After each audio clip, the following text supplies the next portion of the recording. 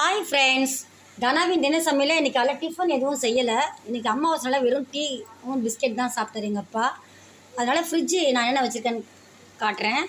இது ரொம்ப பழைய காலத்து ஃப்ரிட்ஜு பாருங்கள். 18 வருஷம் ஆகுது இந்த ஃப்ரிட்ஜு வாங்கி.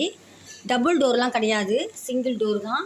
ரொம்ப பழைய ஃப்ரிட்ஜு இது. என்னென்னு பார்க்கலாம். ஃபஸ்ட்டு இதில் மாவு ஒரு 3 நாள் 4 நாள் தேவையானது அரைச்சி வச்சுப்பேன்.